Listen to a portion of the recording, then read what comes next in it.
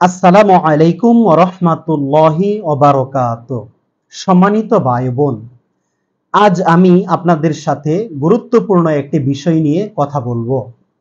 সেই বিষয়টি হলো, আমরা যখন কুরআনুল কারীম তিলাওয়াত করি তখন আমরা একটি বিষয় খুব ভালোভাবে লক্ষ্য করে থাকব। সেটা হলো, মহান আল্লাহ তাআলা আমাদেরকে গুরুত্বপূর্ণ কোনো কিছু বলার সময় আমাদেরকে ডাক দিয়ে বলেন। বিভিন্ন সময় বিভিন্নভাবে তিনি আমাদেরকে ডাক দেন। যেমন অনেক জায়গায় তিনি এভাবে ডাক দেন, হে মানুষ, হে মানব মণ্ডলী। আবার কিছু জায়গায়, হে ঈমানদারগণ, হে বিশ্বাসীগণ, তোমরা যারা বিশ্বাস স্থাপন করেছ, তোমরা যারা ঈমান এনেছ। এভাবে মহান আল্লাহ তাআলা বিভিন্ন সময় বিভিন্নভাবে ডেকে আমাদেরকে উপদেশ দিয়ে থাকেন। ঠিক এরকম ভাবে একটি ডাক হলো যে, মুত্তাকিগণ, হে মুত্তাকিগণ। মুত্তাকি কারা? কুরআনুল কারীমে বর্ণিত মুত্তাকি সম্পর্কে আজ আমরা জানব। মহান আল্লাহ তাআলা এই মুত্তাকিদের কিছু বৈশিষ্ট্য তিনি আমাদেরকে জানিয়েছেন। কুরআনুল কারীমে বর্ণিত এই মুত্তাকি কারা সে সম্পর্কে আজ আমরা জানব ইনশাআল্লাহ। সম্মানিত ভাই বোন, মহান আল্লাহ তাআলা কুরআনুল কারীমের সূরা বাকারার 2 নম্বর আয়াতে তিনি বলেন, যালিকাল কিতাবু লা রাইবা ফীহ। এটা এমন একটি কিতাব যাতে কোনো সন্দেহ নেই। কুরআনুল কারীম এমন একটি কিতাব যে কিতাবে কোনো সন্দেহ নেই। তারপর মহান আল্লাহ তাআলা বলেন, হুদাল্লিল মুত্তাকিন, মুত্তাকিদের জন্য হেদায়েত। এই কুরআনুল কারীম হলো যারা মুত্তাকি তাদের জন্য হেদায়েত স্বরূপ। তাহলে এই মুত্তাকি কারা? এই কুরআনুল কারীম থেকে কারা হেদায়েত প্রাপ্ত হবে? যারা মুত্তাকি তারাই হেদায়েত প্রাপ্ত হবে। আর এখন আমরা জানবো মুত্তাকি কারা, মুত্তাকি কিভাবে হওয়া যায়। নিজেকে আমরা মুসলমান হিসেবে দাবি করি, কিন্তু আমরা কি আদৌ মুত্তাকি হতে পেরেছি কিনা? এই মুত্তাকি আমরা কিভাবে হব? আসুন আমরা বিস্তারিত জেনে নিই পয়েন্ট আকারে। সম্মানিত ভাই বোন, সর্বপ্রথম মুত্তাকি হতে হলে আমাকে আপনাকে মহান আল্লাহ তাআলাকে বিশ্বাস করতে হবে। মহান আল্লাহ তাআলা আমাদের জন্য যা কিছু সৃষ্টি করেছেন, সকল সৃষ্টি জীবের প্রতি, সকল বিষয়ের প্রতি আমাকে আপনাকে ঈমান রাখতে হবে, ঈমান আনয়ন করতে হবে। পৃথিবীতে আমরা দু চোখে যা দেখি, যা দেখি না, পরকালে আমরা সকল বিষয়ে বিশ্বাস স্থাপন করব। ফেরেশতা রয়েছে, পরকাল রয়েছে, জান্নাত রয়েছে, জাহান্নাম, পুলসিরাত, মিজান, বিচার হবে, কিয়ামত হবে, এরকম যে বিষয়গুলো রয়েছে, প্রত্যেকটা বিষয়ের প্রতি আমাকে আপনাকে পরিপূর্ণভাবে ঈমান রাখতে হবে, ঈমান আনয়ন করতে হবে। তাহলে আমরা মুত্তাকি হতে পারবো। মুত্তাকিদের আরেকটি বৈশিষ্ট্য হলো, তারা 5 ওয়াক্ত সালাত আদায় করবে। মহান আল্লাহ তাআলার সবচেয়ে বড় হুকুম হলো 5 ওয়াক্ত সালাত আদায় করা। তাই একজন মুত্তাকি হিসেবে নিজেকে দাবি করতে হলে, মুত্তাকিদের গুণ নিজের মধ্যে আনয়ন করতে হলে অবশ্যই আমাকে আপনাকে 5 ওয়াক্ত সালাত আদায় করতে হবে। তারপর মুত্তাকি হতে হলে মহান আল্লাহ তাআলা আমাদেরকে এই জান দিয়েছেন, জীবন দিয়েছেন, আমাদের জন্য ধন সম্পদ তিনি দিয়েছেন। জান এবং মাল দিয়ে মহান আল্লাহ তাআলার পথে সংগ্রাম করতে হবে, জিহাদ করতে হবে। তারপর পয়েন্ট হচ্ছে, মহান আল্লাহ তাআলার কাছে ফিরে যাওয়ার জন্য, মহান রবের পথে থাকার জন্য, অটুট অবিচল থাকার জন্য আমরা যে প্রতিনিয়ত পাপ করে থাকি, সেই পাপ থেকে তওবা করতে হবে। তওবা করার মাধ্যমে আমাকে আপনাকে পরিশুদ্ধ হয়ে, নিজের কলবকে পরিশুদ্ধ করে, নিড অ্যান্ড ক্লিন করে মহান রবের দিকে ফিরে আসতে হবে। কোনো প্রকার পাপ যেন আমার দ্বারা হয়ে না যায়, খুব সতর্ক থাকতে হবে।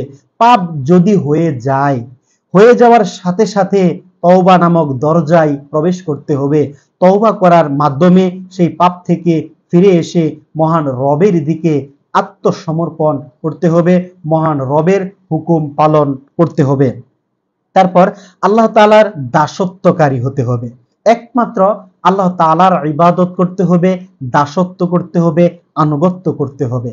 মহান রবের প্রশংসা করতে হবে।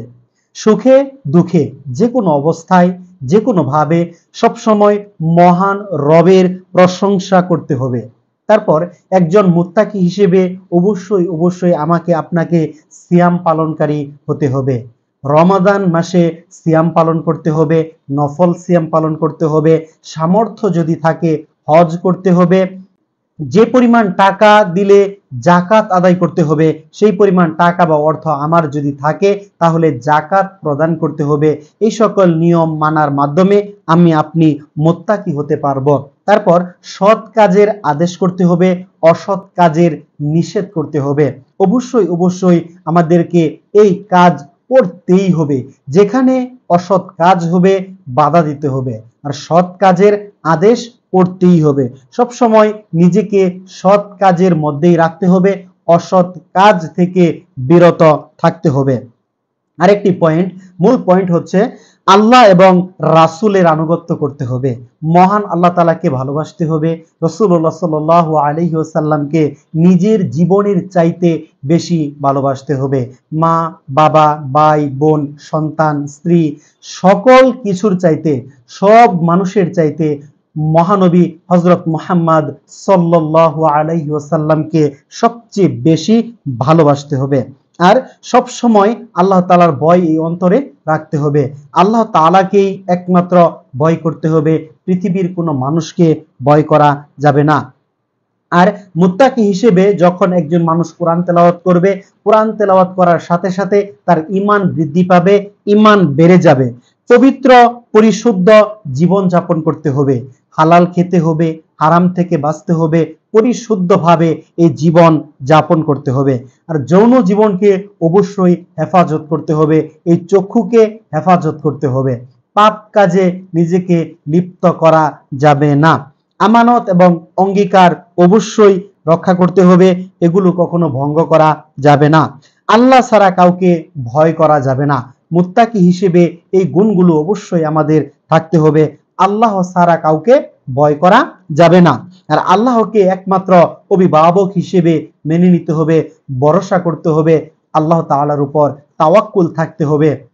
মহান রব তিনি সৃষ্টিকর্তা, তিনি সবকিছুর মালিক, তিনি জীবনের মালিক, তিনি মরণের মালিক, তিনি আমার মালিক, সবকিছু তিনি, সর্বক্ষেত্রে তাকে প্রাধান্য দিতে হবে। একমাত্র ভরসা করতে হবে আমাদের রব মহান আল্লাহর উপর। অন্তরকে সবসময় আল্লাহ তাআলার জিকিরে রাখতে হবে।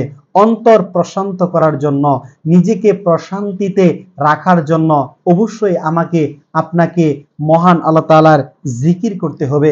হালালকে হালাল মনে করতে হবে, হারামকে হারাম মনে করতে হবে। সদা সর্বদা সত্য কথা বলতে হবে, সত্যের পথে থাকতে হবে, মিথ্যাকে অবশ্যই অবশ্যই বর্জন করতে হবে।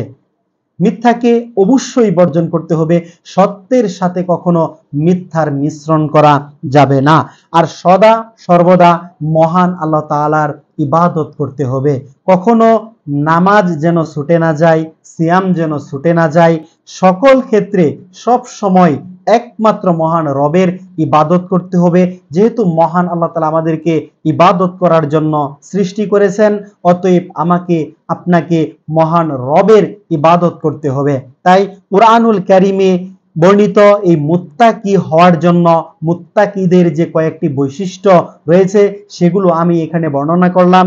এছাড়া আরো অনেক বৈশিষ্ট্য, অনেক গুণ রয়েছে, সেগুলো আমরা পরবর্তীতে জানবো ইনশাআল্লাহ। তো আজ আমরা যে বিষয়ে জানলাম, আসুন আমরা এই সকল বিষয়ে আমল করি। মহান আল্লাহ তাআলা আমাদেরকে মুত্তাকি হওয়ার তৌফিক দান করুন। আমিন ইয়া রাব্বাল আলামিন।